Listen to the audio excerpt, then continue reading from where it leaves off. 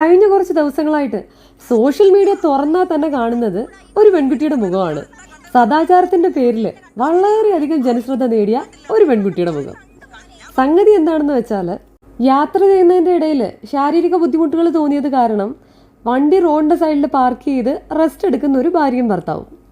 അതുവഴി എന്തിനോ പോയൊരു പെൺകുട്ടി അവരുടെ സ്വകാര്യതയിലേക്ക് ഒളിഞ്ഞു നോക്കുകയും അതിനെ സദാചാരവുമായി ബന്ധപ്പെടുത്തി ചോദ്യം ചെയ്യുകയും ചെയ്തിരുന്നു.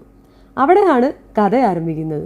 ഇത് ചോദ്യം ചെയ്യാനെത്തിയ കാറിലുണ്ടായിരുന്ന ഹസ്ബൻഡ് ഒരു വീഡിയോ എടുക്കുകയും അത് സോഷ്യൽ മീഡിയയിൽ പോസ്റ്റ് ചെയ്യുകയും ചെയ്തതോടെ പെൺകുട്ടി എയറിലായി.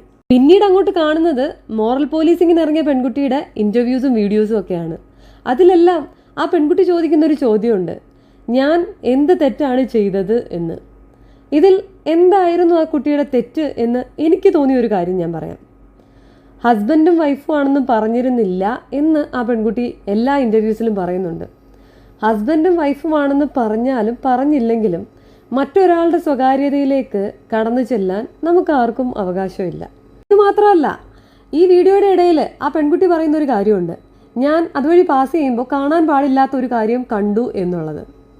അതും ഓക്കെ, പക്ഷേ ഒരു ഹസ്ബൻഡ് ആൻഡ് വൈഫായിരിക്കുന്ന ആളുകൾക്ക് അങ്ങനെ റോഡ് സൈഡിൽ കാണാൻ പാടില്ലാത്തൊരു സാഹചര്യത്തിൽ കാണപ്പെടേണ്ട ആവശ്യമില്ല.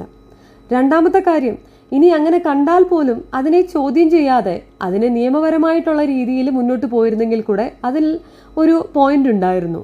പക്ഷേ അതിൽ ചെയ്ത തെറ്റെന്താണെന്ന് വെച്ചാൽ അവിടെയുള്ള ആളുകളെ വിളിച്ചു കൂട്ടി അതൊരു ഇഷ്യൂ ആക്കി മാറ്റിയെടുത്താണ് ശരിക്കും നെഗറ്റീവായിട്ടുള്ളൊരു പോയിന്റ് ഉള്ളത്. പിന്നെ ഈ കുട്ടിയെ സപ്പോർട്ട് ചെയ്യുന്ന ഒരുപാട് പേര് പറയുന്നൊരു പോയിൻ്റുണ്ട്: ഞങ്ങൾക്കും പെൺകുട്ടികളുള്ളതാണ്, അപ്പോൾ ഇങ്ങനെ ഒരു കാഴ്ച കണ്ടാൽ ഞങ്ങൾ ചോദ്യം ചെയ്യും എന്ന്.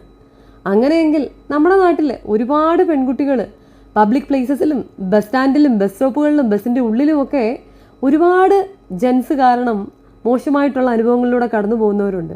പക്ഷേ അതൊന്നും കണ്ട് ആരും പ്രതികരിക്കാറില്ല. പക്ഷേ എന്തുകൊണ്ടോ സദാചാരം കാണുമ്പോൾ മാത്രം എവിടുന്നാണ് ഇവർക്കൊക്കെ ചോര തിളയ്ക്കുന്നതെന്ന് എന്നെനിക്ക് മനസ്സിലാവുന്നില്ല.